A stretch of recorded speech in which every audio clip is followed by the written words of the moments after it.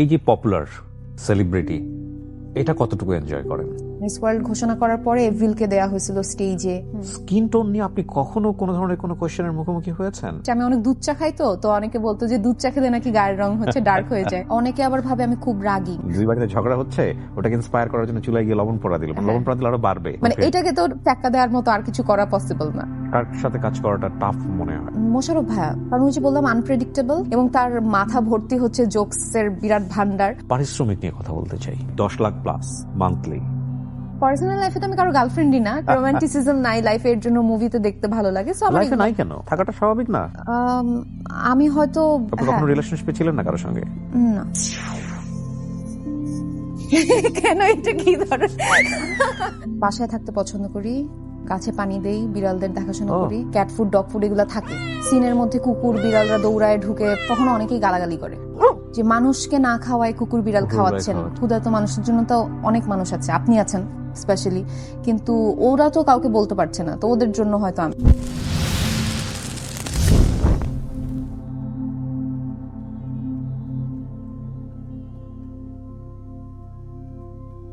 কত বছর, মানে আমি শুরু করেছিলাম 2014-তে, ওকে, সো ইটস বিন 10 ইয়ার্স, কিন্তু প্রথম দিকের আর এই সময়টা ডিফারেন্ট অবশ্যই। এক্স্যাক্টলি। সো আমি যদি বলি একদম হাইপ, একবারে সুপার হাইপ, এই টাইমটা কত বছর? এটা আমার আসলে ওরকম ভাবে টানা এত বছর ধরে এরকম হয় নাই, মানে আমার ক্যারিয়ারটা অনেক আপস এন্ড ডাউনস আছে। সো আমি যখন মিস ওয়ার্ল্ডে ছিলাম, ওখান থেকে বের হওয়ার পরে একটা মানুষের মুখে মুখে ওইটা নিয়ে কথা হতো, সবাই এসে ওইটা নিয়ে কথা বলতো। এরপরে আবার এই ডাইট ডাউন, এরপরে আবার নাটক করা যখন স্টার্ট করি, স্পেশালি করোনার পর থেকে বেশি, মানে নাটক নিয়ে বেশি। এবং আপনার অনুষ্ঠান শুরু করার আগে আমরা দুজনে একটু ফান করছিলাম যে আপনি এবং নিলয় একে অপরের পরিপূরক হয়ে গেছেন দর্শকদের কাছে। মানে এটা তো আসলে প্ল্যান করে হয়নি, কাজ করতে করতেই হয়ে গেছে। এটা কত বছর? নীলা ভাইয়ের সাথে আমার ফার্স্ট কাজ আই থিঙ্ক 2016-তে হয়েছিল। এখন তো বোধহয় র্যান্ডমলি এন্ড রিপিটেডলি কাজ করা হয় নিলয়ের সাথে, রাইট? আপনার ইউনো যে ইচ আদার কেমিস্ট্রি, নিলয় এটা করতে পারে, আপনি এটা করতে পারেন। পরিচালকদেরও অনেক সহজ হয়ে যায় আপনাদেরকে নিলে বোধহয়, মানে এত বেশি কাজ করেন। এবং আপনি বোধহয় একটা ফান স্টোরি শেয়ার করছিলাম, দর্শকরাও চায় যে আপনি আর আপনারা দুজন সবসময় একসঙ্গেই থাকেন। কিছু দর্শক চায়, কিছু দর্শক চায় না। মানে এটা অনেকে বলে যে মানে অন্য কারোর সঙ্গে কাজ করলে তখন বলে যে এখানে নীলা ভাই থাকলে ভালো হতো। আবার অনেকে আমাদের কাজ দেখে বলে এদের দুইজনকে দেখতে দেখতে বিরক্ত হয়ে যাচ্ছি, এবার প্লিজ অন্য নায়িকা নেন। হ্যাঁ, অথবা আমাকে বলে অন্য নায়কের সাথে কাজ করেন। তো এরকম মানে দুই ধরনের মানুষই আছে। মানে আপনার যদি শেয়ার করতে কোনো সমস্যা না থাকে, মাঝখানে বোধহয় একটু কন্ট্রোভার্সিও তৈরি হয়ে গেল, মানে how you deal actually? Controversy আসলে এটা খুবই নর্মাল আমার কাছে মনে হয়, কারণ আমরাও যখন দেখা যায় যে যখন বাইরের হলিউডের কোনো ফিল্ম বা কোনো সিরিজ দেখি, আমরাও কিন্তু মানে বিলিভ করে ফেলি যে নায়ক নায়িকার মধ্যে হ্যাঁ কিছু একটা ওরকম বিলিভ করি। So it's pretty normal. It means যে we are doing our job properly, অ্যাক্টিংটা ঠিকঠাক মতো করতেছি, যে মানুষ সে বিবাহিত থাকার পরেও এত এরকম ভাবছে, সো হয়তো অ্যাক্টিং ভালো করছে। বাট আমার কাছে মনে হয় যে এটা বেশি করে হচ্ছে মানে মিডিয়া এটাকে আরো বেশি এটা নিয়ে করে, মানে হয়তো ভিউ এর জন্য, সস্তা ভিউ এর জন্য এই টাইপের একটা ক্যাপশন দিয়ে হয়তো কোনো ভিডিও দিচ্ছে, বা যখন রিদি কোনো শোতে যাচ্ছে তাকে জিজ্ঞেস করতেছে নীলা ভাইয়ের ওয়াইফকে। সো এটা আমার কাছে মনে হয় যে এটা একটা মানে একজন শুরু করলে তারপর ওইটা থেকে একটা রিপল এফেক্ট হয়ে অনেকজন করে। মানে এটাকে আসলে সেলিব্রিটি এনজয় করে, মানে আপনি এনজয় করেন এটা? আমি এটা নিয়ে ভাবি না, মানে এটা আমার কাছে খুবই ফানি লাগে, মানে এটা দেখলে ফানি লাগে, এবং কে কি লিখতেছে এটা নিয়ে আসলে আমার খুব একটা মাথা ব্যথা।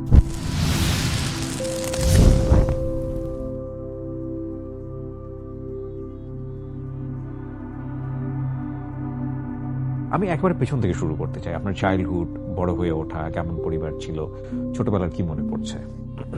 ছোটবেলার যতদিন থেকে মনে পড়ছে মানে আমি জানি না কত বছর বয়স ছিল তখন, বাট আমি সবসময় কেন যেন যখন ফিল্ম দেখতাম তখন আমার মনে হতো যে এই নায়িকা ক্যারেক্টারটা আমার হওয়ার কথা, মানে এখানে এই কেন অ্যাক্টিং করছে, মানে এটা আমার অনেক আগে থেকেই মনে হতো। আমি পুরান ঢাকায় গ্যান্ডারিয়াতে আমার বেড়ে ওঠা, এবং তখন মানে আমার ফ্যামিলি যেহেতু কেউ এই মানে গান নাচ আবৃত্তি এই ধরনের কোনো কিছুতে নাই, সো অনেক বাবা মার হাতে পায়ে ধরে আমি হচ্ছে কচিকাচায় তখন গান নাচ আবৃত্তিগুলো শিখতাম। এবং আরো যদি ছোটবেলার কথায় যাই, আমরা অ্যাক্টিংও করতাম। মানে অন্য বাচ্চারা হয়তো ওই হাড়ি পাতিল দিয়ে খেলতো, আর আমি আর আমার কাজিন, আমার খালাতো বোন, আমরা হচ্ছে বিভিন্ন সিনগুলো অ্যাক্টিং করতাম আর কি। ও একবার নায়ক হইতো, আমি নায়িকা হইতাম, আবার ও নায়িকা হতো, আমি নায়ক হতাম। হয়তো ওর না ধরে মানে টান লাগতেছে, ফিল্মে যেগুলো হয়, যেগুলো দেখতাম ফিল্মে, ওগুলাই করতাম। সো অ্যাক্টিং আমার অনেক ছোটবেলা থেকে। এবং একবার যেটা হয়েছে যে আমি এরকম একটা নিজের লেখা গান গাইতে গাইতে, চকলেট দুধ নিয়ে একটা গান লিখছিলাম, ওইটা গাইতে গাইতে অনেক মানে আয়নার সামনে দৌড় দিছিলাম, আর ওই মাছের মুড়ি ঘন্ট হচ্ছে আমার পায়ে পরে পুড়ে গেছিল। তো এরকম মানে আব্বু ছোটবেলা থেকেই দেখছে যে এ পুরোপুরি একদম নাচে গানে ভরপুর। মানে হ্যাঁ, তো আমার হচ্ছে অবশ্যই এই টাইপের কোনো কিছু হয়তো মানে দিতে হবে এরকম ভাবছিল। এবং আব্বু ভাবছিল হয়তো পিচ্চি দেখে হয়তো গান নাচ এত পছন্দ করে, বড় হলে আর কন্টিনিউ করবে না। বাট ওই তো আমার মা হচ্ছে কনভিন্স করলো আমার বাবাকে, তখন আমার বাবা দেশের বাইরে ছিল।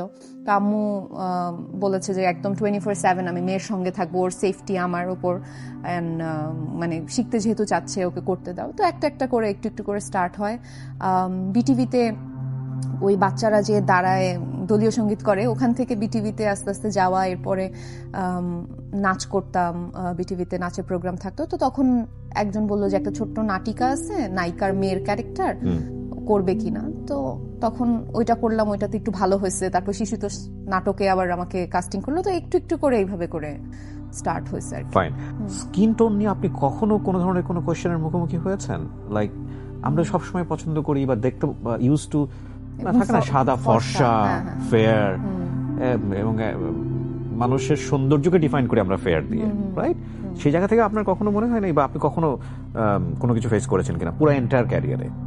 না, আমি ওরকম ভাবে বুলিড ওরকম ভাবে হইনি। মানে আমি যেটা অনেক আগে থেকে করতাম যে ইট ওয়াজ নেভার আ শক। মানে আমি অনেক আগে থেকে আমি যেরকম স্কিন টোন ওইরকম স্কিন টোনেরই মেকআপ করতাম। আমি যেহেতু নাচের মেয়ে, সো আমি নিজের মেকআপটা নিজে করে অনেক অভ্যস্ত। সো আমি সবসময় দেখা যেত যে ওই যে অনেক বেশি ফর্সা হওয়াটা আমার পার্সোনালি খুব একটা পছন্দ না।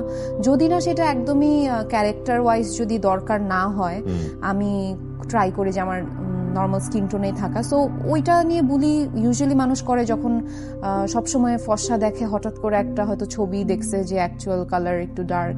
তো ওই জায়গা থেকে আমার মনে হয় বেশি এই জিনিসটা স্টার্ট হয়, শেয়ারটা হয় বেশি। বাট আমার ক্ষেত্রে আমি সবসময় ন্যাচারাল মেকআপ করছি, এবং আমি পার্সোনালিও এটা নিয়ে খুব একটা বদার। এক্স্যাক্টলি, আমি সেটাই বলতে চাচ্ছিলাম। ছোটবেলা থেকে কোনো ধরনের হীনমন্যতায় ভোগা বা আমি এরকম শুনছি, আমি যেহেতু পুরান ঢাকায় ছিলাম এরকম শুনছি যে আমি অনেক দুধ চা খাই। তো অনেকে বলতো যে দুধ চা খেলে নাকি গায়ের রং হচ্ছে ডার্ক হয়ে যায়। তা আম্মুকে অনেকে বলছে যে ওর দুধ চা একটু কম খাইতে বললো আর কি। বাট এগুলো নিয়ে আমার একদম মাথা ব্যথা ছিল না। ফাইন। কয় ভাই বোন আপনারা? এক ভাই এক বোন। আপনি বড়? ভাই বড়। ভাই বড়। সো এমনিতে প্ল্যান কি ছিল? এটার বাইরে ক্যারিয়ার প্ল্যান কি ছিল? আমার ক্যারিয়ার প্ল্যান অনেক সময় অনেকটা ছিল। আমি হচ্ছে বারবার চেঞ্জ হয়, এক এক সময় এক একটা জিনিস মানে আমার হতে মন চাইছে। অনেক ছোটবেলায় টিচার হতে মন চাইছে, এরপরে ব্যাংকার হতে মন চাইছে। তো মানে ওরকম ফিক্স কোনো কিছু ছিল না। বাট যেহেতু আমি বিজনেসের স্টুডেন্ট, তো আমি ভাবছিলাম যে কোনো কর্পোরেট জব করব, মানে if this doesn't work out, এরকম ভেবেছিলাম। বাট ইন্টার্নশিপ যখন করতে গেলাম আর যখন দেখলাম যে এত জ্যাম ঠেলে অফিস করতে যাইতে হয়, অ্যান্ড মানে দেখা যায় যে পুরা দিন ওই কাজ তো শেষ হয়ে যায়, তাড়াতাড়ি বসে থাকতে হয় অফিসে। ওইটা আমার পরে মনে হলো যে না, আমার আসলে ওইটা হয়তো আরামের একদিক থেকে যে আমার 9 to 5 অনেক তাড়াতাড়ি শেষ হয়ে যাচ্ছে, বাট আমার হয়তো ওই রাত 2টা-3টা পর্যন্ত রাত করে কষ্ট করে শুটিং করতেই বেশি ভালো লাগে। ওকে, সো আপনার ক্যামেরার সামনে দাঁড়ানো 2014 সালের দিকে, মানে একদম শুরুটা না, মানে নায়িকা হিসেবে। নায়িকা হিসেবে প্রথম কোন কাজ? সিরিয়াল করেছিলাম চ্যানেল আইয়ের মোহর আলী, ওইটা হচ্ছে বড় প্রথম কাজ। আর এর আগে আমি আরটিভির হচ্ছে তখন একটা ক্রাইম সিরিয়াল হতো, আমার ঠিক নামটা মনে নাই, বাট ওইটা হচ্ছে আমি ওইটা ফার্স্ট মানে একক নাটক হিসেবে ওইটা করেছি। এর আগে আপনাকে আসলে লাইমলাইটে নিয়ে আসা বিউটি কন্টেস্টের মাধ্যমে, সো এটাতে পার্টিসিপেট করা কত সালে? 2014-তে। এটা কি কন্টেস্ট ছিল? এটা হচ্ছে রং আরটিভি 2020 কালার্স, বেসিক্যালি আরটিভি আর আমাদের বিপ্লব সাহা যে রং, দুজন এই দুটো প্রতিষ্ঠান মিলে হচ্ছে একটা কম্পিটিশন করেছিল, যেখান থেকে ওখানে আমি চ্যাম্পিয়ন হওয়ার পরে আমার নাটকে মেইন আর্টিস্ট হিসেবে। ফাইন। সো নাটকের এক্সপেরিয়েন্স গুলো কেমন একটু শুনি, মানে ইনিশিয়াল এক্সপেরিয়েন্স, ক্যামেরার সামনে দাঁড়ানো, অভিনয়। আমার সবসময় কেন যেন ভালো, খুব একটা খারাপ এক্সপিরিয়েন্স আমার হয়নি। কারণ আমি হচ্ছে হয়তো অ্যাক্টিংটা প্রথম দিকে অত স্ট্রং না থাকলেও আমি অলওয়েজই জানতে চাইতাম। আমি হচ্ছে সব আর্টিস্টদের খুব জ্বালাতাম, মানে আমার সিনিয়র যারা আর্টিস্টরা, দেখা যেত বাবু আঙ্কেলকে বলতেছি যে আমার সব সিন হচ্ছে, প্রেমের সিন হচ্ছে, সব হচ্ছে, কান্না তো হচ্ছে না, হ্যাঁ খালি গ্লিসারিন দিতে দিতে একটা সময় ওই সিরিয়ালের মোহরালিতে যেটা হয়েছে যে আমার গ্লিসারিন চোখে আর কাজ করতেছিল না। এবং নায়িকাদের যেটা হয়, নায়িকাদের তো অনেক বেশি কান্নাকাটি করতে হয়। তো আমি প্রচুর জ্বালাইছি, আমি শিরিন আন্টি, ছন্দা আপু, তারপরে বাবু আঙ্কেল, তাদেরকে হচ্ছে বলতাম যে কিভাবে কাঁদবো। তো আমাকে এক একজন এক এক উপদেশ দিচ্ছে, কোনোটাই কাজ হচ্ছিল না। পরে একটা সময় একদিন হচ্ছে সবাই মিলে বসেছিল, পুরো ডিরেক্টর পুরো সেট বসা, টেক ইওর টাইম। তো আমার এম্বারেসিং, হ্যাঁ। তো আমার ওই প্রেসারেই কান্না চলে আসছিল তারপর বসে সিনটা। সো আমার আসলে খুব একটা খারাপ এক্সপিরিয়েন্স হয় নাই। আমি ছোটবেলা থেকে শুনতাম যে সবাই বলতো যে এই মেয়েটা বড় হইলে হয়তো ভালো করবে, এরকম শুনতাম। আমি কেন বলতাও জানি না। এইটা আমার হয়েছে যখন আমি শহীদুজ্জামান সেলিম ভাইয়ের ডিরেকশনে একবার কাজ করতে গেছিলাম, তখন সাইড নায়িকা, হ্যাঁ তখন হচ্ছে মেইন আর্টিস্ট আমার ঠিক মনে নেই, হয়তো মৌসুমী হামিদ ছিল বা কেউ একজন ছিল। শালি ক্যারেক্টার, মানে হাজবেন্ডের মানে বউয়ের বোনের ক্যারেক্টার। তো ওখানে খুব চটপটা ক্যারেক্টার, আমার খুব একটা ডায়লগ ছিল না, আরেকটা মেয়ে ছিল। ওই মেয়েটা যখন পারে নাই তখন আমি আবার আস্তে করে বলছি আমি কি একবার বলবো। তো আমি যখন বললাম তখন ওই মেয়েটা বকা খাইছে, আর আমি খুব প্রশংসা পাইছি আর কি। আমাকে তখন বলছে তুমি বড় হলে ভালো করবা। তো আমি এটা সবসময় শুনতাম, কেন যেন আমি জানি না। এই যে এত নাটক কাজ করছেন এবং এতগুলো কাজ করে নিজের একটা সিগনেচার ক্যারেক্টার দাঁড়িয়ে গেছে, সেটা যদি আমি মানে ভুল না করি, সেটা হচ্ছে গ্রামের সহজ সরল। দুই ধরনের আছে। অনেকে আবার ভাবে আমি খুব রাগী, মানে রাগী ক্যারেক্টার কিন্তু অনেক, মানে ঝগড়াঝাটি রাস্তাঘাটে গার্লফ্রেন্ডের, মানে গ্রামীণ নায়িকা কিনা, মানে গ্রামীণ নায়িকা। গ্রামীণটাও আছে, গ্রামীণটা অত বেশি মানুষ বলে না, সবাই বলে যে বদমেজাজি, ওই রাগারাগি করে, সিন ক্রিয়েট করে, লাউড, ওই গার্লফ্রেন্ডের ক্যারেক্টারটা আমি, এটা সবাই বলে আর। আচ্ছা, মানে আপনি এমনিতে পার্সোনাল লাইফে তো নিশ্চয়ই এরকম না? পার্সোনাল লাইফে তো আমি কারো গার্লফ্রেন্ডই না, কিন্তু এমনিও রাগারাগি টাইপের। এটা আমরা কতটুকু বিশ্বাস করব?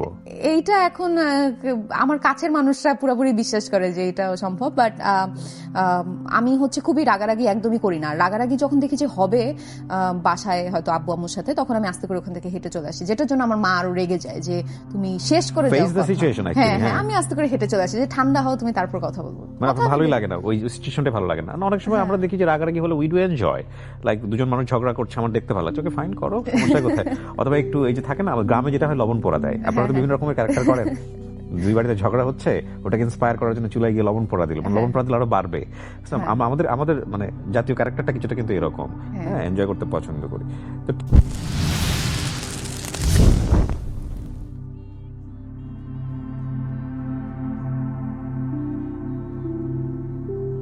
কবে জনতার প্রশ্ন আপনাকে নিয়ে থাকতেই পারে? এটা কবে, মানে কবে বয়ফ্রেন্ড হবে? না না না, বিয়ে শাদীর ব্যাপারে। বিয়ে শাদী আমি জানি না।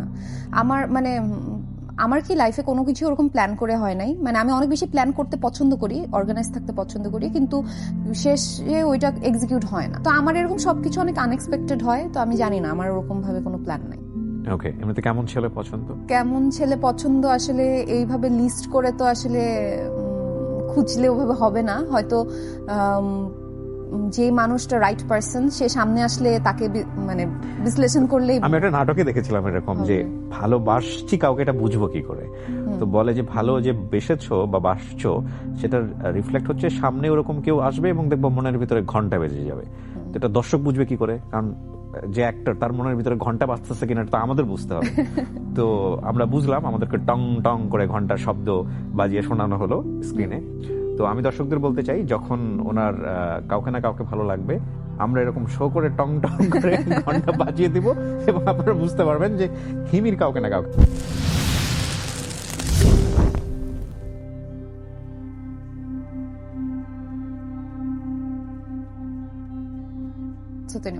নরসাদ ইউনিভার্সিটি থেকে এমবিএ করা হয়নি কেন?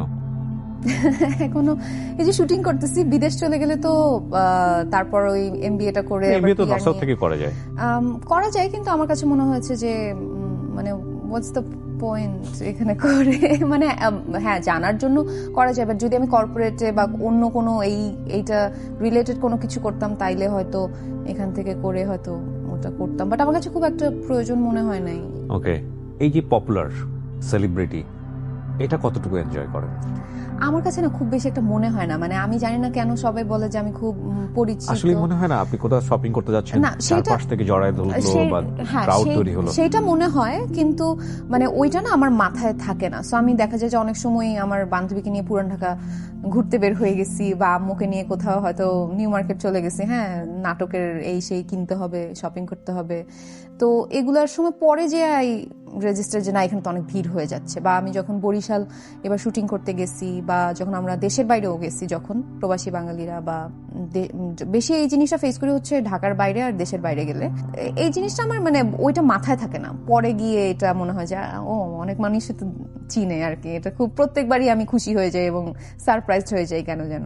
আপনার ফ্যামিলি কতটুকু এনজয় করে? আমার বাবা প্রকাশ করে কম, এনজয় করে যখন তাকে ট্রাফিক পুলিশরা ধরে, তখন হচ্ছে এনজয় করে, কারণ সে একটু ছাড় পায় হয়তো।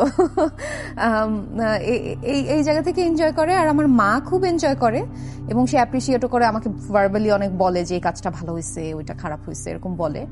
আর আমার ভাই অত বেশি একটা কেয়ার করে না, ওর কাছে আমি এখনো গাধা, তখনও গাধা, সবসময় গাধা। আপনি যে ধরনের কাজ করছেন, হয় না যে কোন একটা কাজ সিলেক্ট করার আগে আপনি নিশ্চয়ই বাছাই করেন, নাকি শুধু নিলয়ের নাম শুনলেই ওকে ফাইন? না না, বাছাই করি অবশ্যই। কিভাবে বাছাই করেন? বাছাইটা হচ্ছে ধরেন একটা এটা না কোনো মানে মন্ত্র নাই বা কোনো নাই, মানে কোনো নির্দিষ্ট কোনো কিছু নাই।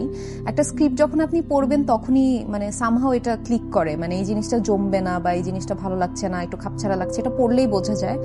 আর অনেক সময় হয় যে রিপিটেটিভ অনেক, হয়তো এইরকম সিমিলার গল্পে কাজ করে ফেলছি অলরেডি, এরকমও হয়, তো সেক্ষেত্রে সেটা বাদ দেওয়া হয়। অনেক সময় দেখা যায় যে ডিরেক্টরের সাথে ভালো সম্পর্ক, বা এই ডিরেক্টর মানে হচ্ছে কি ফাইন, উনি তো এরকম কিছুটা সময় হয় দেখা যায় যে মানে আমি যাদের সঙ্গে বেশি কাজ করি আমি জানি যে তারাও জানে যে আমি কি ধরনের ক্যারেক্টার পছন্দ করি, বা অনেক সময় দেখা যায় স্ক্রিপ্টে প্রপারলি রিটেন থাকে না, তো তখন বলে যে এটা আমরা একটু ইম্প্রোভাইজ করে আর একটু ডেভেলপ করবো, মানে আমার ক্যারেক্টারটা কোনো আলাদা কোনো ইউনিকনেস হয়তো অনেক সময় স্ক্রিপ্টে থাকে না, তো পরে আমরা ওটা সেটে, আমি জানি যে এই ডিরেক্টর আসলে সেটে গেলে সে হয়তো অনেক ইম্প্রোভাইজ করে আমরা সবাই মিলে কিছু একটা হবে। সো এরকম হয় অনেক সময় যে ডিরেক্টরের উপর ডিপেন্ড করে আমরা একটু ট্রাস্ট করে ডেট দিই, এটাও হয়। সো আমি যদি ভুল না বলে থাকি, নিয়ার অ্যাবাউট 12 ইয়ার্স আপনার ক্যারিয়ার, অন অ্যান্ড অফ। আপনি বলছিলেন যে আপস অ্যান্ড ডাউন আছে অনেক, কি সেগুলো আসলে? মানে আমার হচ্ছে কিছু কিছু জিনিস ঘটে যেটা নিয়ে মানে কি বলে ভাইরাল বলে না কি বলে ভাইরাল হয় হয়তো, যেমন আপনি ক্যান অ্যাড্রেস, আপনি যদি বলতে চান মন খুলে বলতে পারেন, আমাদের শুনতে কোনো আপত্তি নেই। হ্যাঁ, সো আমি দেখা গেছে যখন মিস ওয়ার্ল্ডের জিনিসটা it's like a viral thing, তো তখন মানুষই করেছে। কি ভাইরাল হয়েছিল ওখানে আমি নিজেই জানি না, অনেক আগের ব্যাপার। সো মানে মিস ওয়ার্ল্ডের বেসিক্যালি হয়েছিল যে আমাকে মিস ওয়ার্ল্ড ঘোষণা করার পরে এভরিলকে দেয়া হয়েছিল স্টেজে, এন্ড দেন ও বিবাহিত বের হওয়ার পরে দেন আপনাকে দেয়া হলো না, এরপর আমাকে বলছিল যে আমি যদি নিউজে একটু কথাবার্তা কম বলি তাইলে আমাকে দেয়া হবে। তো আমি এত গাধা না, আমি তো অলরেডি জানি যে তোমরা ভাই আমি তো পাইছিলাম, আমাকে দাও নাই। সো আমি সব নিউজ সব প্রোগ্রামে হচ্ছে যেতাম এবং এটা নিয়ে কথা বলতাম। তো পরে হচ্ছে জেসিয়াকে দিল, মানে ওই পুরো কন্ট্রোভার্সির সময় তখন ওইটা নিয়ে অনেক বাজ ক্রিয়েট হয়েছিল, তো তখন ওইটা নিয়ে হচ্ছে অনেক জায়গায় অনেক কথা হতো, এটা নিয়ে বলতে হতো। এরপরে আস্তে আস্তে ওই বাজটা কমে গেল, আমি কাজ শুরু করলাম আবার, কিন্তু তখন নাটক এত বেশি ছিল না, হয়তো মাসে 5-6টা বা 3-4টা নাটক হতো, তখন মিউজিক ভিডিও হতো, মানে বিভিন্ন টাইপের, আমি তখন হোস্টিংও করতাম। সো আমি অনেক কিছুই করেছি যেটা পছন্দ করতাম, যখন যেটা মন চাইতো করতাম। তো আস্তে আস্তে হচ্ছে আবার বঙ্গবন্ধুর বায়োপিকে আবার সিলেক্টেড হলাম, তখন একটা বাজ ক্রিয়েট হলো যে এই ক্যারেক্টার একটা ইম্পর্টেন্ট ক্যারেক্টার করছি আমি। এরপর আবার ওখান থেকে বাদ দেওয়া হলো, তখন একটা নিয়ে বাজ হলো যে এইটা কেন করছে না, মানে কেন বাদ দেওয়া হলো। তো এরকম আমার ছোটখাটো অনেক সময় এটা এরকম হয়েছে। নিলয়ের সাথে কেমিস্ট্রিটা তৈরি হলো কিভাবে? এটার সঠিক অ্যান্সার আমি জানি না আসলে, আমরা অনেক আগে থেকেই কাজ করতাম এবং হয়েছে কি করোনার সময় যেটা হলো যে আচ্ছা আমি একটু বিস্তারিত বলি যে প্রথম দিকে যখন আমি কাজ শুরু করি, ওই যে গার্ল নেক্সট ডোর, খুবই ভদ্র, কোনো চিল্লাপাল্লা করে না, এই ধরনের ক্যারেক্টার আমি যেরকম আর কি ওই রকম ক্যারেক্টারই করতাম, বেশি ইজি হতো আমার জন্য। বাট যখন দেখলাম যে আসলে তখন একটা শুরু হলো, ট্রেন্ড শুরু হলো যে একটু আউট অফ দ্য ব্লু, মানে যেটা নর্মাল ক্যারেক্টার না, এরকম কোনো কিছু সিন ক্রিয়েট যে ক্যারেক্টারগুলো করছে ওই ধরনের নাটক, ওই ধরনের এগুলো বেশি হিট হচ্ছে, এরকম টাইপের একটা ব্যাপার। তো ওইরকম ক্যারেক্টার আসলে সবসময় সবাই হচ্ছে বলতো যে না হিমি এটা পারবে না, নীলা ভাইও বলতো যে হিমি এত স্পন্টেনিয়াস ক্যারেক্টার পারবে না, অন্য কেউ হয়তো এটাতে ভালো হবে বা এরকম কিছু। তো আমি করোনার সময় যখন দেখলাম যে কাজ একদমই নাই আমার, তো তখন আমি বললাম যে কি আছে জীবনে, এখন ঝগড়াঝাটি যা আছে মানে একটু ট্রাই করি, খারাপ হলে হবে। তো ওই ট্রাইটা করার পরে আস্তে আস্তে সামহাউ ইট ক্লিকড। আর আমার যেটা হয়েছে যে নীলা ভাইয়ের সঙ্গে আমি অনেক ইনপুট দিতে পারি সেটে, যেটা হয়তো অন্য আর্টিস্ট বা অন্য অনেক বেশি সিনিয়র আর্টিস্ট হইলে আমি নিজে থেকে অনেক কিছু হয়তো বলতে পারি না, মনে হয় যে আচ্ছা ভাইয়া যেটা বলতেছে ওইটাই করি বা ডিরেক্টর যেটা বলতেছে ওইটাই করি।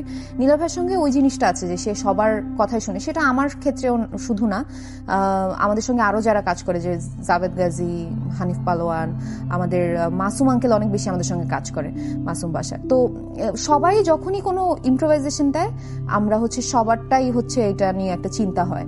তো এইটার জন্য আমাদের মনে হয় যে এই কেমিস্ট্রি বলেন বা যেটাই বলেন, অ্যাক্টিং এর আসলে কেমিস্ট্রিটা কি, যখন আপনি কথা বলছেন এবং আমি যখন আপনি আমাকে কথা বলার সুযোগ দিচ্ছেন তখনই তো দুজনের কেমিস্ট্রিটা হবে। বেশিরভাগ সময় এটা হয় যে স্ক্রিপ্টে যেরকম লেখা আছে আর্টিস্টদের সঙ্গে ওরকম শুটিংটা শেষ করে চলে আসতেছি, মানে ওখানে কোনো ইম্প্রোভাইজেশন বা ওরকম কিছু হচ্ছে না, বা হলেও আমি কোনো কিছু অ্যাড করার সুযোগ পাচ্ছি না। বাট নীলা ভাইয়ের সঙ্গে কাজ করতে গেলে ওই স্কোপটা উনি সব আর্টিস্টদের দেন, এবং মানে ওটা যদি লজিক্যাল হয় অবশ্যই।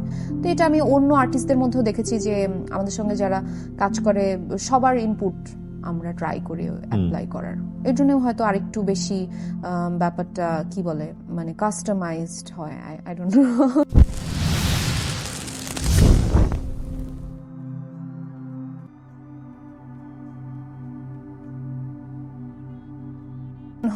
এত কিছু থাকতে এটা হচ্ছে সবচেয়ে আনকমফোর্টেবল হয়ে আমি। না, আনকমফোর্টেবল হওয়ার কিছু না, এটা তো একটা জব, প্রথম কথা হচ্ছে এটা। এবং ডেফিনেটলি এখানে পেমেন্ট না থাকলে আমরা কেন কাজ করব? সো আমি বলতে চাচ্ছি না যে আপনার পারিশ্রমিক কত, আমি বরং ইন জেনারেল একটু জানতে চাচ্ছি যে এটা আসলে যেমন পারিশ্রমিক দেয়া হয় এখানে দুটো বিষয়, একটা হচ্ছে এটা এনাফ কিনা, আরেকটা হচ্ছে যে আমরা যদি অ্যাক্টর এবং অ্যাক্ট্রেসদের মধ্যে ডিফার করি, লাইক অ্যাক্টররা বেশি পান, অ্যাক্ট্রেসটা কম্পারেটিভলি কম পান, এরকম হয় কিনা একটু আইডিয়া দেন না, মানে যারা আসলে আসতে চায় আমাদের মতো শোবিজ জায়গাতে, তারা একটু বিস্তারিত ধারণা নিয়ে আসুক। যারা আসতে চায় তাদের যদি মানে টাকার কথাটা বেশি আগে মাথায় আসে তাহলে হয়তো না আসাই ভালো হবে। কারণ এটা আমি বলছি না যে খুব কম আমার পেমেন্ট পাই, সেটা বলছি না, মানে প্রথমে পেমেন্টের কথা চিন্তা করে, আসলে অ্যাক্টিংটা তো ক্রিয়েটিভ জায়গা। সো দেখা যায় যে আপনি প্রথমে যখন শুরু করবেন, আমরা যখন শুরু করছি প্রথমে ফ্রিতে কাজ তো খুবই নর্মাল ছিল, মানে পিচ্ছিবেলা যখন বিটিভিতে কাজ করতাম। ফ্রিতে কাজ? হ্যাঁ, আমি তো পিচ্ছিদের তো আর কি দিবে, ঠিক আছে। এবং প্রথমেও যখন আপনি যদি কোনো সাপোর্টিং রোল হিসেবে যদি শুরু করেন, সেক্ষেত্রে সেটার অ্যামাউন্টটা তো খুবই কম, কারণ আপনি তো শিখছেন প্রথমে, এবং আপনি যখন স্কুলে শিখতে যাবেন তখন তো আপনাকে আর টাকা দিবে না, তাই না? স্কুল তো আপনি যখন স্কুলিং করছেন, আমাদের এখানে তো ওখানে এরকম ভাবে প্রপারলি হয়তো মঞ্চ আছে, কিন্তু নাটকের টিভিতে অ্যাক্টিং করার জন্য প্রপার স্কুলিং তো নাই। তো আপনি এসে শিখছেন, আপনি একটা নতুন মানুষ, আপনি শিখতে গেলে আপনি কাজ করছেন, শিখছেন। তো ওইখানে যদি আপনি চিন্তা করেন যে আমার অনেক টাকা কামাতে হবে, আমার ফ্যামিলি চালাতে হবে, তাইলে হয়তো শুরুর দিকটা it's not very smooth, it's not gonna be. আর আমার কাছে মনে হয় যে এখন পার্সপেক্টিভের উপর ডিপেন্ড করে। আমি যদি একটু কম্পেয়ার করি, লাইক আমি এখানে যেসব কন্টেন্ট ক্রিয়েটরদেরকে ইন্টারভিউ করেছি, তারা 7 ডিজিট মোর মানে প্লাস আয় করে, like 10 lakh plus monthly, and see they are popular definitely. আমরা কি মানে কম্পেয়ার করতে পারি, মানে আপনাদের জায়গাটা থেকে এটা 7 ডিজিট প্লাস কিনা বা 6 ডিজিট প্লাস? আমি কমফোর্টেবল না এটা কম্পেয়ার করায়, মানে আমার কাছে মনে হয় যে এটা কম্প্যারিজন তো হয়ই না। কন্টেন্ট ক্রিয়েটররা পপুলার আর্টিস্টদের চেয়ে আগায় গেল কিনা আয়ের জায়গা থেকে? আমি সেই অ্যাঙ্গেল থেকে প্রশ্নটা করছি। না, আমার কাছে মনে হয় যে মানে দুটো জায়গা পুরোপুরি আলাদা। কন্টেন্ট ক্রিয়েটরদের অন্যরকম ট্যালেন্ট, তাদের মেধাটা অন্যরকম, আমাদের মেধাটা অন্যরকম। যদিও আমরাও কন্টেন্ট ক্রিয়েশনই করছি ইন আ ওয়ে, বাট ওরা তো অনেক কিছু নিজেরা আইডিয়া থেকে শুরু করে সবকিছু ওরা অনেক কিছু। আপনাদের কন্টেন্ট ক্রিয়েশন আমার তো মনে হয়, লাইক আমিও একজন কন্টেন্ট ক্রিয়েটর, আমার কাছে মনে হয় যে আপনাদেরটা আরো বেশি টাফ হতে পারে, মানে যে যেটা করছে তার কাছে ওটা সহজ লাগে। বাট আমার কাছে মনে হয় যে আসলে টাকার কথা ভাবে না বললেও আরেকটা জিনিস আপনি যেটা বললেন যে নায়ক নায়িকাদের পেমেন্টের ব্যাপারটা, তো অবশ্যই নায়কদের এখানে বেশি। এটা কেনর প্রশ্নটা আসলে এখানে অনেকগুলো, কেন ইকুয়াল না? এখানে একটা ব্যাপার আছে, কারণ আমাদের যে ইন্ডাস্ট্রি বাদ দিলেও আমাদের যে দর্শক তারা অনেকটা কি বলে নায়ক ভিত্তিক আপনি দর্শক। এটাকে মেনে নিয়েছেন? মানে আপনার ব্যক্তিগত জায়গাটাই জানতে চাই, বাদ দেন আপনি সবার কথা। মানে আপনি মানতে পারেন এটা? আমার কাছে এটা খুব বেশি একটা প্রবলেম হয় না, মানে আমি কারণ কি এটা বললে খুবই হাস্যকর শোনাবে, বাট আমি যখন কাজ করি বা আমি না কখনোই টাকা নিয়ে চিন্তা করি না। হয়তো এটা হতে পারে যে আমার এজ এখন কম, হয়তো অনেক বেশি লায়াবিলিটি নাই আমার, এর জন্য হয়তো হতে পারে, কিন্তু আমি কখনোই আমার মাথায় আসে না যে আমার কো আর্টিস্ট আমার থেকে বেশি পাইতেছে, আমি কম পাচ্ছি বা এরকম জিনিস এটা মনে হয় না। হয়তো ফান করে অনেক সময় বলি যে তোমরা তো ভাই বেশি টাকা নিয়ে যাইতেছো, নায়িকারা তো কম পাচ্ছে, কিন্তু এটার আবার কিছু কিছু ক্ষেত্রে লজিকও আছে, যে কারণ একটা পুরো দর্শকরা কিন্তু নায়কের ওপর ডিপেন্ড করে হচ্ছে অনেক কাজ দেখছে, সেলিং কিন্তু নায়কের ওপর ডিপেন্ড করে হচ্ছে। এখন এটা হয়তো আমরা অ্যাডমিট করতে চাই না বা আমরা নিজেদের ক্ষেত্রে কষ্ট হয় যে এত কষ্ট করতেছে নায়কদের ওপর সেলিং কেন হচ্ছে, বাট এটাই রিয়ালিটি।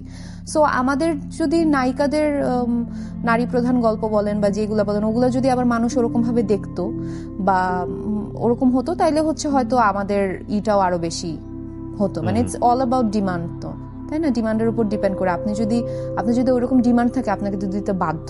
আপনার প্রিয় নায়ক কারা, যাদের সাথে কাজ করতে আপনার খুব ভালো লাগে? Don't be tricky. না, ট্রিকি ডিপ্লোম্যাটিক হব না আমি। মানে আমার কাছে মনে হয় নিলয়ের বাইরে ডেফিনেটলি। হ্যাঁ, নীলা ভাইয়া একদম টপ লিস্টে আছে। মোশাররফ ভাইয়ের সাথে আমার কাজ করতে খুব ভালো লাগে। কোনো কারণ আছে? মানে কারণ হচ্ছে অনেক রিফ্রেশিং, মানে মোশাররফ ভাই হঠাৎ হঠাৎ করে খুব মজার কিছু কথা বলে এবং তার মাথা ভর্তি হচ্ছে জোকসের বিরাট ভান্ডার। হয়তো খুব সিরিয়াস কাজ হচ্ছে, সিরিয়াস সিন হচ্ছে, এর মধ্যে বলবে যে, এবং সিরিয়াসলি বলবে যে সন্তোষের সাথে একটা ব্যাপার কথা আছে, একবার হয়েছে কি এইটা হয়েছে, তারপর জোকস বলা শুরু করে দেয়। সো আমার কাছে তার ক্যারেক্টারটা খুব ইন্টারেস্টিং লাগে ইন রিয়েল লাইফও, কারণ আমি কেন জানি তাকে ডিকোড করতে পারি না। Exactly same thing. আমার ওনাকে একবার বা দুবার ইন্টারভিউ করা হয়েছে, আমার কাছে মনে হয়েছে যে ইন পার্সোনাল লাইফেও সে একটু মিস্টেরিয়াস। হ্যাঁ, মানে তাকে ডিকোড করা যায় না। হ্যাঁ, সো এটা আমি তাকেও অনেকবার বলেছি। চঞ্চল ভাইয়ের সাথে আমার কাজ করার এক্সপিরিয়েন্স খুব ভালো। উনি মানে কাজের ক্ষেত্রে খুবই ডেডিকেটেড। মানে আছে না যে একজন মানুষ যখন অনেক বড় আর্টিস্ট হয়ে যায় আমরা ভাবি যে হয়তো একটু লেট ব্যাক হয়ে গেছে, বা উনি একদম হার্ডওয়ার্ক, হয়তো মানে একদম আমরা যেরকম করি তার থেকেও বেশি হার্ডওয়ার্ক করে। তো চঞ্চল ভাইয়ের সাথে আমার অ্যাক্টিং এর খুব ভালো, এবং আমার কাছে মনে হয় না যে আমি অনেক বড় আর্টিস্টের সঙ্গে কাজ করছি, থাকে না মানে একদমই মনে হচ্ছে যে চঞ্চল ভাই তো বর্ন আর্টিস্ট। হ্যাঁ, সো খুবই ফ্রেন্ডলি হয়ে যায়। জোবানের সাথে কাজ করে মানে সবাই পোলাইট আমাদের ইন্ডাস্ট্রির, আমি খুব কম দেখেছি যে আমি পছন্দ করি না এরকম, সবাই ভালো। ডিপ্লোম্যাটিক ভাবে বলছি না, অ্যাকচুয়ালি ভালো। কার সাথে কাজ করাটা টাফ মনে হয়? ওকে ফাইন, এটা আমার জন্য কাজটা একটু টাফ হয়ে যাবে। মোশাররফ ভাইয়া, কারণ ওই যে বললাম আনপ্রেডিক্টেবল। সো উনি হয় কি যে অনেক সময় সিনের মধ্যে এমন কিছু ইউনিক ব্যাপার করে ফেলে যেটা আপনার কমন পড়ে নাই, এবং রিহার্সেলও সেটা সে করে নাই, এবং আমি বুঝতেছি যে এখন আমি যেটাই বলবো এটা ডাউন খাবে, মানে এখন সে এইটার পরে আর কোনো কামব্যাক নাই। হ্যাঁ, কারণ অনেক সময় ইম্প্রোভাইজ হতে থাকে। উনি এমন কিছু একটা করে ফেলছে, তখন আমার মানে বোঝা যায় যে ডিরেক্টর বুঝছে যে আমি জোন আউট হয়ে গেছি, কারণ এখন আমি কি করব, মানে এটাকে তো টাকা দেওয়ার মতো আর কিছু করা পসিবল না, এরকম হয় অনেক সময়। পারিশ্রমিক নিয়ে আমরা কথা বলছিলাম, এবং পারিশ্রমিক জায়গাটা কেন আসছে যে কস্টিউম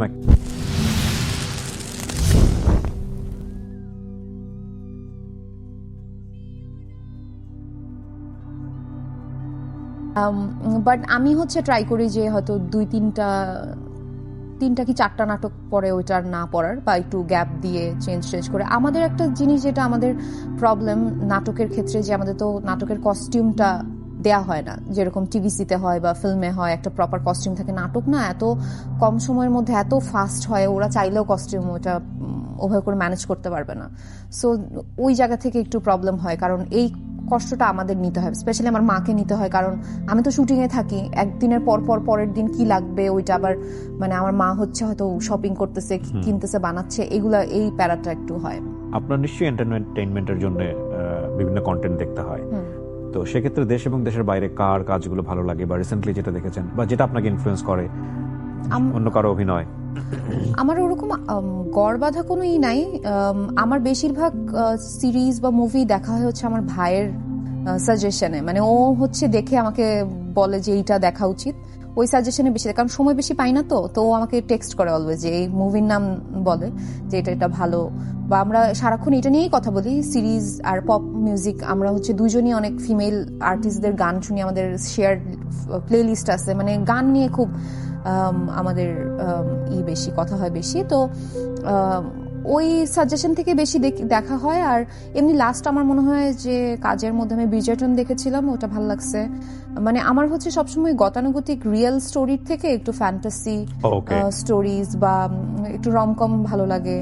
লাইফে নাই তো রোমান্টিসিজম নাই লাইফে, এর জন্য মুভিতে দেখতে ভালো লাগে। সো আমার লাইফে নাই কেন?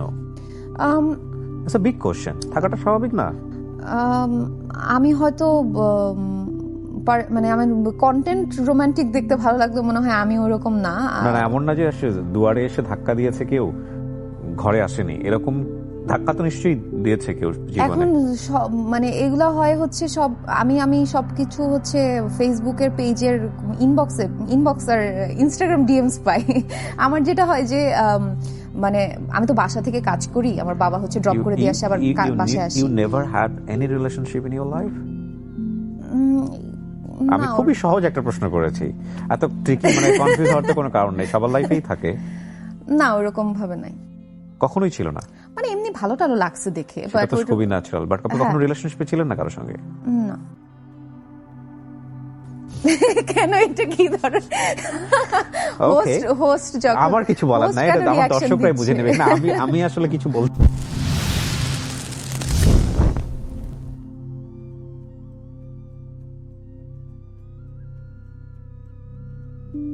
বাসায় থাকতে পছন্দ করি, গাছে পানি দেই, বিড়ালদের দেখাশোনা করি, পাখি আছে। You like plantation?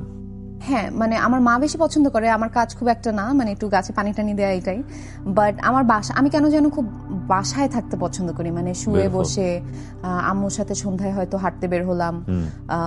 আমি খুব ক্লিনিং করতে পছন্দ করি, তো আমার মার জন্য খুব ভালো হয় আমি অবসর পাইলে টিপটপ থাকতে পছন্দ করি। একদম বাসা মনে করেন যে আমি কাজের বুয়া মোডে চলে যাই, এইটা ধোয়া, এটা মোছা, খুবই ভালো গুণ। আজকে অনুষ্ঠানের পরে অনেক প্রস্তাব যাবে বাসায়, বাসার ঠিকানাও বলে যেতে পারেন চাইলে। কি বুয়া হিসেবে প্রস্তাব? আমার খুব পছন্দ, মানে ঘরটার গুছানো, এই জিনিসটা খুব পছন্দ। Very good, very good. সেগুলোই করি। আর বিড়ালদের সাথে তো সময় দেই। কোনো প্যাশন নাই লাইফে? প্যাশন আমার এনিম্যাল নিয়ে কোনো কিছু করার প্যাশন আছে, আমি যদি কাজের বাইরে বলি।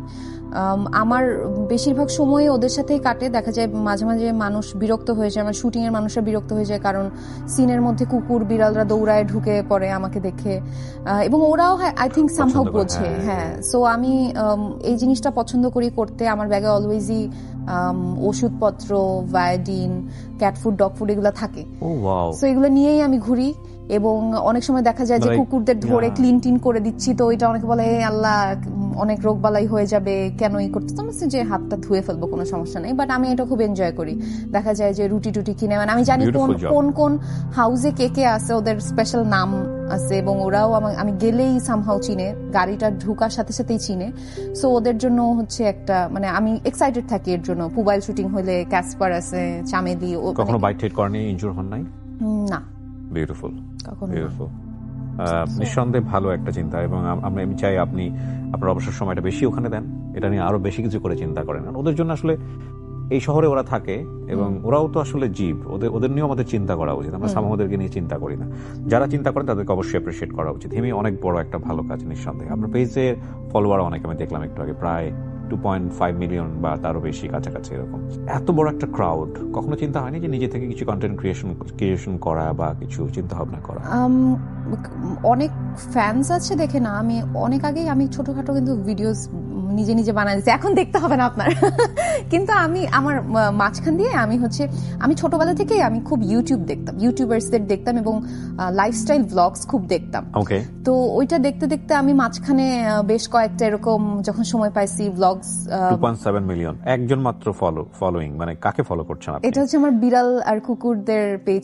নিজের পেজ নিজে ফলো করছেন? নিজের পেজ নিজে, এবং ওই পেজে কোনো অ্যাডমিন নাই, ওটার একমাত্র অ্যাডমিন আমি, এবং আমি বেশিরভাগ সময় ওই পেজেই হচ্ছে অ্যাক্টিভ থাকি, ওখানেই হচ্ছে ওদের বিড়ালদের ভিডিওস এগুলো দিতে থাকি। পারফেক্ট। হ্যাঁ। সো হ্যাঁ, তারপর কি হলো? কন্টেন্ট দেখতে পছন্দ করতেন? হ্যাঁ, তো দেখতে পছন্দ করতাম, এবং আমি যখন বাসায়ও করতাম, আমি কেন জানি অনেক আগে থেকে, মানে মেকআপ যখন করতাম, যে উই আর ডুইং দিস, মানে মনে হচ্ছে যে আমি কন্টেন্ট বানাচ্ছি, হ্যাঁ, এরকম ভাবে অ্যাক্ট করে করে করতাম। তো মাঝখান দিয়ে আমি এরকমের জন্য হালকা পাতলা করছিলাম একটু শুটিং এর ভ্লগ, তারপর বাট হয় কি যে কাজের এত প্রেসার, এরপরে আবার এগুলা করে এডিট করে, মানে ওই সময়টা আলাদা করে পাওয়া যায় না। বাট হয়তো সামনে হয়তো করবো কোনো You must do it.